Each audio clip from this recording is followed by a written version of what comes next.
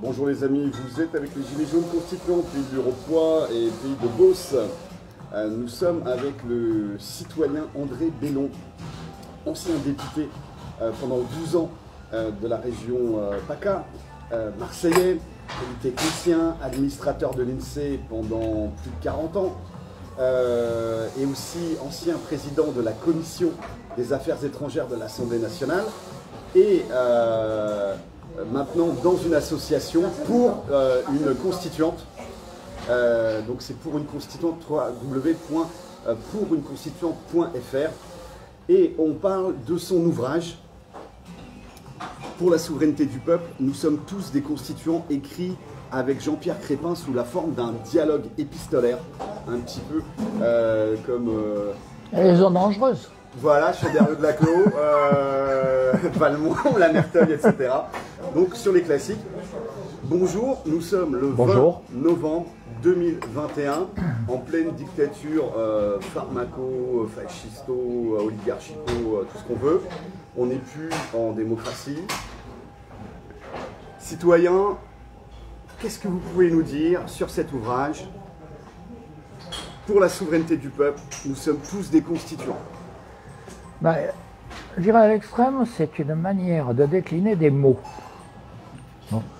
Et des mots qui, soit sont devenus péjoratifs dans le discours public, soit ont été oubliés. Quand on parle depuis quelques années de souveraineté, on vous dit « Oh, vous êtes souverainiste ». C'est abominable. Quand on dit peuple, oh, vous êtes populiste. Quand on dit république, oh là là, quelle horreur, etc., etc., etc. On dit république, nous. Oui. République, mais vous. Oui, ben res publica, c'est quoi? C'est la chose publique, tout simplement. Le problème, c'est de savoir si elle est encore publique et comment elle est gérée. Et pour qui? Et dans l'intérêt de qui? Comment? Oui, comment, pour qui, pourquoi, etc. Donc, et nous sommes tous des constituants, pourquoi? Parce que nous pensons, alors après chacun a donné sa manière de voir, c'est pour ça que c'est un échange, plus qu'un livre collectif comme on en fait trop. Nous voulons dire qu'il n'y a pas de possibilité de sortir de la crise actuelle.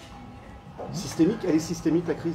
Ah, je crois que maintenant on est dans une crise politique profonde, durable, majeure. Oui. On est dans un tournant historique de ce point de vue. Alors j'ignore de quel côté il va tourner, mais on est dans un tournant, ça c'est sûr.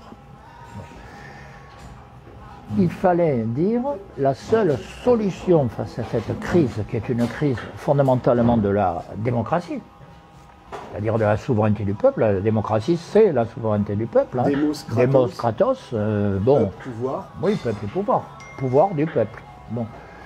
Donc, nous sommes dans cette situation où la démocratie n'est plus le pouvoir du peuple. D'ailleurs, y a-t-il encore un peuple dans le discours officiel? Et un peuple, c'est pas uniquement des gens qu'on met côte à côte. Des consommateurs isolés. Voilà. C'est un corps politique constitué, conscient de l'être, et qui assume sa souveraineté. Qui est inscrite, soit dit en passant, officiellement à l'article 3 de la Constitution. La souveraineté nationale appartient au peuple.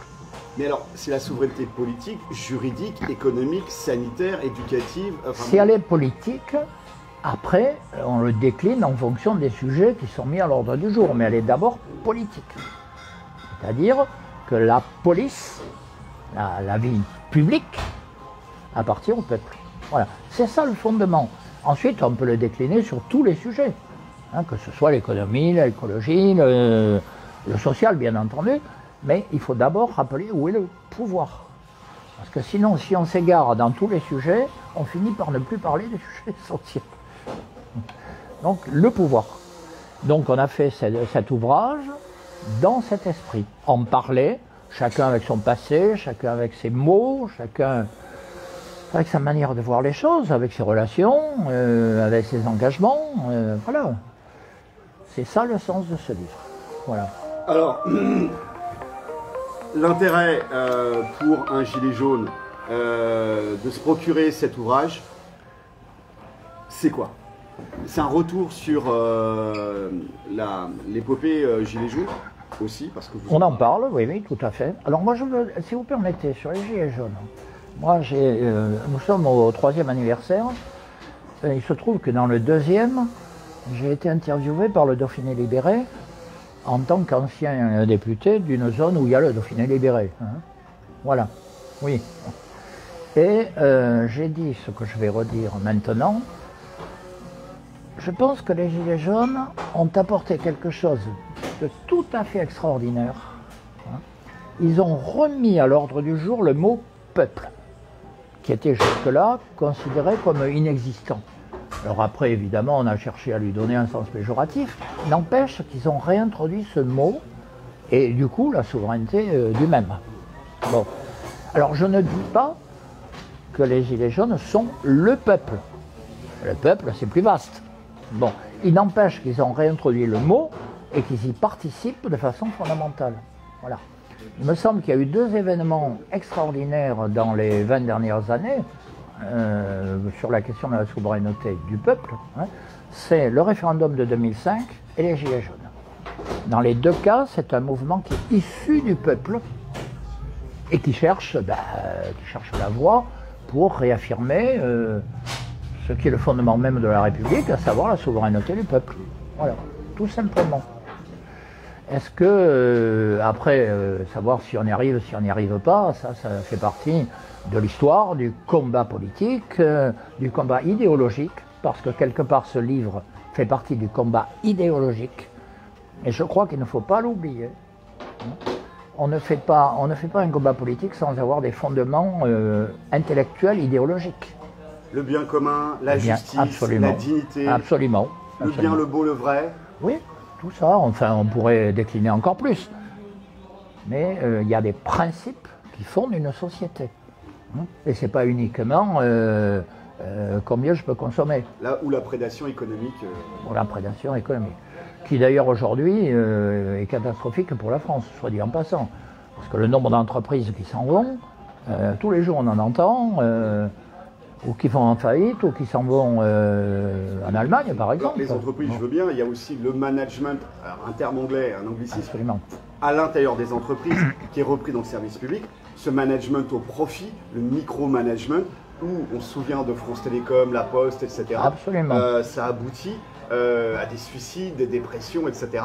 L'affaire de France Télécom est célèbre maintenant, malheureusement d'ailleurs. Mais bon. Faut tirer du profit pour engraisser les actionnaires, 15% par an, alors que dans le meilleur des cas, on a 5% de création de richesse, 3, 4, 5% par an. Donc ce delta, cet écart, on va le tirer. Et c'est toutes les méthodes de Toyota, etc. Chaque geste est calibré, les pauses, etc. Le harcèlement, les petits chefs, les N+1, les N+2, les dissonances cognitives. Et ça, c'est dans le transport, c'est partout. Ils essaient de gratter, alors qu'il y a l'inflation. Et on va peut-être pouvoir en parler sur d'autres vidéos. Il y a aussi l'inflation qui ne prend pas en compte les coûts de l'énergie, qui ne prend pas en compte bien sûr, il y a tout ça. Les coûts d'habitation, etc., qui sont des postes très importants. Et nous, on est sortis parce qu'on on a toujours la corde autour du cou, on est en train de crever. Il y a 12 millions de Français qui ne peuvent pas se chauffer. Secours Populaire disait qu'il y a 11 millions de pauvres. Il y a 12 millions de Français qui ne peuvent pas se chauffer. Donc l'urgence est sociale, mais bien évidemment, ça c'est les conséquences, il y a la causalité, elle est sur un système de prédation. Si nous restons sur ce débat-là, on va pas... parce qu'on n'aura pas le temps, pas parce que c'est inintéressant, parce qu'on n'aura pas le temps, il y aurait à débattre sur un certain nombre de problèmes purement techniques. Par exemple, j'ai fait dans le temps un rapport sur les normes comptables. C'est un problème horriblement technique, mais qui fonde complètement la manière d'appréhender la société. Ce qu'on appelle les normes comptables, c'est la manière de comptabiliser. Bon, c'est-à-dire, c'est une grille de lecture, tout bêtement. Mais qui l'a défini? C'est pas le citoyen de base. C'est Wall Street? En gros, disons c'est le système bancaire pour l'essentiel. Et financier, pour l'essentiel. Et vous l'avez vu à l'intérieur de l'INSEE, ça? Ah mais ça, moi j'ai fait un rapport sur les normes comptables. C'était un peu ma spécialité. J'ai fait de la comptabilité nationale, des choses comme ça. Donc disons que je connais un peu plus que d'autres parce que bon, c'est une technique, comme toutes les techniques hein, d'ailleurs. Bon. Mais c'est pas quelque chose d'objectif. C'est quelque chose qui est défini en fonction d'une certaine vision du monde et des relations économiques et sociales. Et les normes comptables n'étaient pas les mêmes il y a 20 ans qu'elles sont aujourd'hui, par exemple. Parce que ça n'avait pas les mêmes objectifs. Voilà. Merci citoyen Bellon. On rappelle le titre de votre ouvrage, écrit avec Jean-Pierre Crépin sous la forme d'un échange épistolaire pour la souveraineté du peuple. Nous sommes tous des constituants.